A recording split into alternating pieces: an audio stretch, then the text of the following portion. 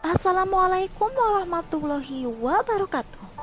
Perkenalkan, kami dari kelompok 7, mahasiswa Institut Manajemen WT Indonesia semester 4. Pada video kali ini, kami akan membahas tentang memilih elemen merek untuk membangun ekuitas merek.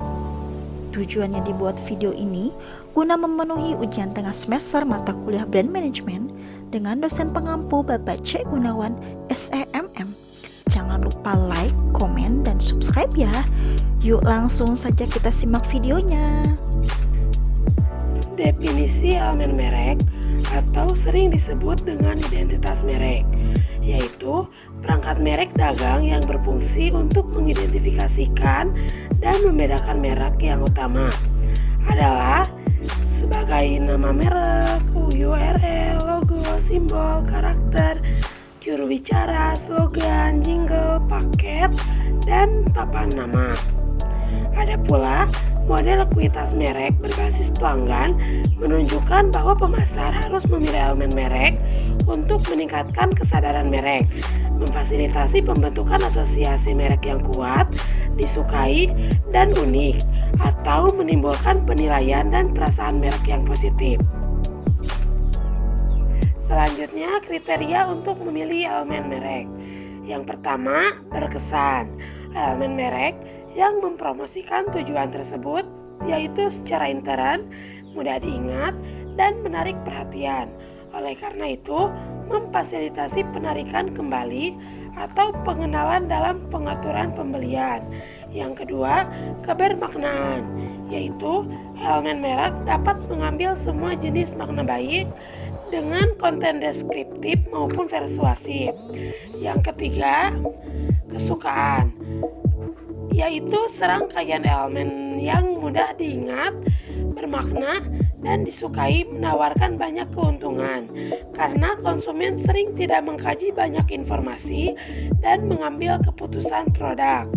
Yang keempat, transferabilitas, yaitu mengukur sejauh mana elemen merek menambah ekuitas merek untuk produk baru atau pasar baru untuk merek tersebut. Yang kelima, kemampuan beradaptasi, yaitu semakin mudah beradaptasi dan fleksibel, elemen merek semakin mudah untuk memperbaruinya. Dan yang terakhir, yaitu dapat dilindungi. Sejauh mana elemen merek dapat dilindungi baik dalam arti hukum maupun persaingan.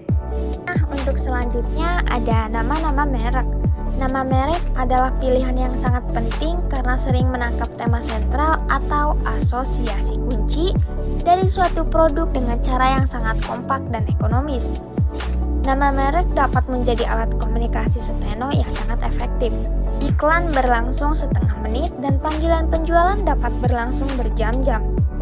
Pelanggan dapat melihat nama merek dan mencatat artinya atau mengaktifkannya di memori hanya dalam beberapa detik. Karena sangat terikat dengan produk di benak konsumen, bagaimanapun nama merek juga merupakan elemen yang paling sulit diubah oleh pemasar. Jadi mereka melakukan penelitian secara sistematis sebelum membuat pilihan. Di dalam nama merek ada juga nih pedoman penamaannya. Yang pertama yaitu kesadaran merek. Nama merek yang sederhana dan mudah diucapkan atau dieja, akrab dan bermakna, berbeda, khas, dan tidak biasa jelas dapat meningkatkan kesadaran merek. Yang kedua, ada kesederhanaan dan kemudahan pengucapan dan ejaan. Yang ketiga, ada keakraban dan kebermaknaan nih. Meskipun memilih nama merek yang sederhana, mudah diucapkan, akrab, dan bermakna dapat meningkatkan daya ingat untuk meningkatkan pengenalan merek. Di sisi lain, nama merek harus berbeda, khas, dan tidak biasa. Yang terakhir ada asosiasi merek. Karena nama merek adalah bentuk komunikasi yang kompak, makna eksplisit dan implisit yang diambil konsumen darinya adalah penting. Selain pedoman penamaan, ada juga prosedur penamaannya. Di antaranya yaitu tentukan dulu nih tujuannya. Yang pertama, tentukan tujuan branding dalam kaitannya dengan 6 kriteria umum yang telah dicatat sebelumnya. Dan khususnya definisikan makna ideal yang harus disampaikan oleh merek. Yang kedua, hasilkan nama. Dengan adanya strategi branding, selanjutnya buat nama dan konsep sebanyak mungkin. Yang ketiga, menyaring kandidat awal. Yang keempat, pelajari nama calon. Yang kelima, teliti kandidat akhir. Nah, lakukan riset konsumen untuk mengonfirmasi ekspektasi manajemen tentang daya ingat dan kebermaknaan nama yang tersisa. Yang terakhir, pilih nama akhir. Berdasarkan semua informasi yang dikumpulkan dari langkah sebelumnya, manajemen harus memilih nama yang memaksimalkan tujuan branding dan pemasaran perusahaan dan kemudian mendaftarkan secara formal. Nah, untuk materi selanjutnya ada URL. URL atau Uniform Research Locators menentukan lokasi halaman di web dan juga sering disebut sebagai nama domain. Siapapun yang ingin memiliki URL tertentu harus mendaftarkan dan membayar untuk nama tersebut.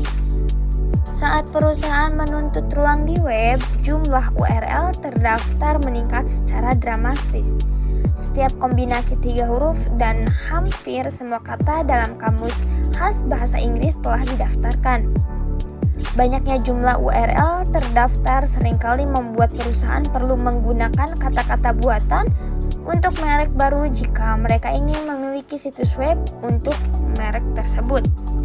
Elemen merek selanjutnya ada logo dan simbol. Logo memiliki sejarah panjang sebagai sarana untuk menunjukkan asal, kepemilikan, atau asosiasi. Misalnya, keluarga dan negara telah menggunakan logo selama berabad-abad untuk mewakili nama mereka secara visual. Logo juga berkisar dari nama perusahaan atau merek dagang yang ditulis dalam bentuk yang berbeda hingga desain yang sepenuhnya abstrak yang mungkin sama sekali tidak terkait dengan tanda kata nama perusahaan atau aktivitas perusahaan. Contoh merek dengan tanda kata yang kuat dan tidak disertai logo yang terpisah dari namanya termasuk seperti Coca-Cola, Dunhill, dan KitKat.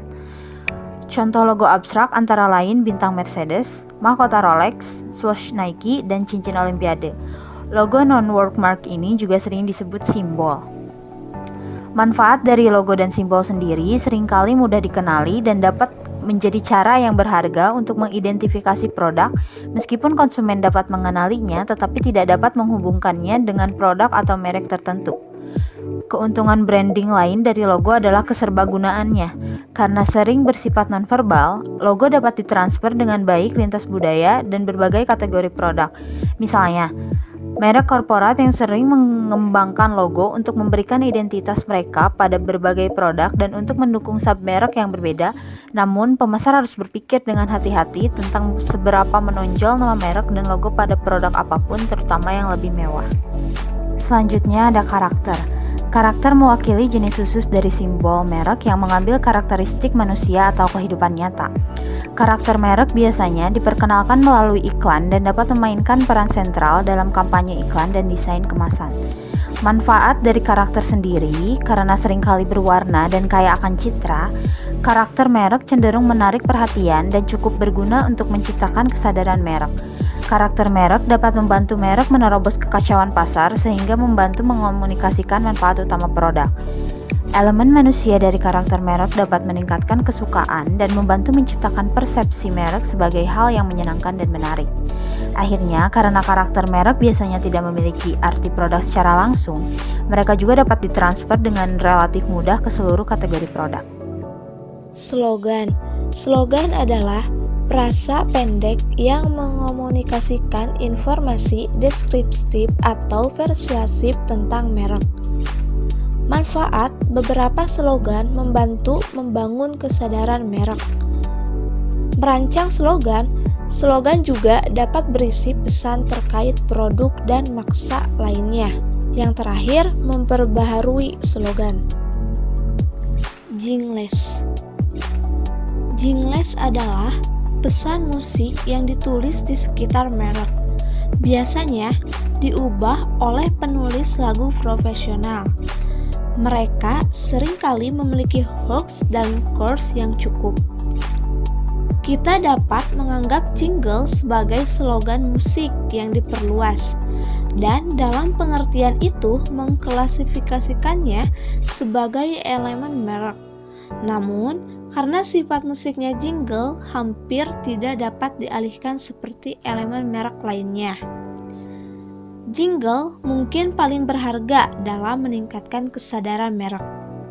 Seringkali mereka mengulangi nama merek dengan cara yang cerdas dan lucu, yang memungkinkan konsumen memiliki banyak peluang penyandian. Konsumen juga cenderung untuk berlatih secara mental atau mengulangi jingle yang menarik setelah iklan selesai, memberikan lebih banyak peluang yang penyandian dan meningkatkan daya ingat. Pengemasan adalah kegiatan merancang dan memproduksi wadah atau pembungkus untuk suatu produk. Dari perspektif perusahaan dan konsumen, pengemasan harus mencapai beberapa tujuan. Pemasar harus memilih komponen kemasan yang estetis dan fungsional dengan tepat untuk mencapai tujuan pemasaran dan memenuhi kebutuhan konsumen. Secara fungsional, desain struk sangat penting, yaitu pengemasan di titik pembelian, yang kedua inovasi kemasan, yang ketiga desain paket. Selanjutnya, menggabungkan semuanya. Setiap elemen merek dapat memainkan peran yang berbeda dalam membangun ekuitas merek, sehingga pemasar mencampur dan mencocokkan untuk memaksimalkan ekuitas merek. Misalnya, nama merek bermakna yang secara visual diwakili melalui logo lebih mudah diingat daripada tanpa penguatan tersebut. Seluruh rangkaian elemen merek membentuk identitas merek. Kontribusi semua elemen merek terhadap kesadaran dan citra. Keterpaduan identitas merek tergantung pada sejauh mana unsur-unsur merek tersebut konsisten. Idealnya, pemasar memilih setiap elemen untuk mendukung yang lain, dan semuanya dapat dengan mudah dimasukkan ke dalam aspek merek dan program pemasaran lainnya. Kesimpulannya, elemen merek adalah perangkat merek dagang yang mengidentifikasi dan membedakan merek. Yang utama adalah nama merek, URL, logo, simbol, karakter, slogan, jingle, dan paket. Elemen merek dapat meningkatkan kesadaran merek dan memfasilitasi pembentukan asosiasi merek yang kuat, menguntungkan, dan unik. Kriteria untuk memilih elemen merek secara umum ada 6 kriteria. Untuk elemen mereknya yaitu berkesan, bermakna, menyenangkan, dapat dialihkan, dapat disesuaikan, dan dapat dilindungi. Karena elemen merek yang berbeda memiliki kekuatan dan kelemahan yang berbeda, pemasar melakukan mix and match untuk memaksimalkan kontribusi kolektif mereka terhadap ekuitas merek. Nah, sekian dulu video dari kelompok kami. Mohon maaf bila masih banyak kekurangan. Semoga bermanfaat ya. Dan sampai jumpa kembali pada video selanjutnya. Bye-bye. Wassalamualaikum warahmatullahi wabarakatuh.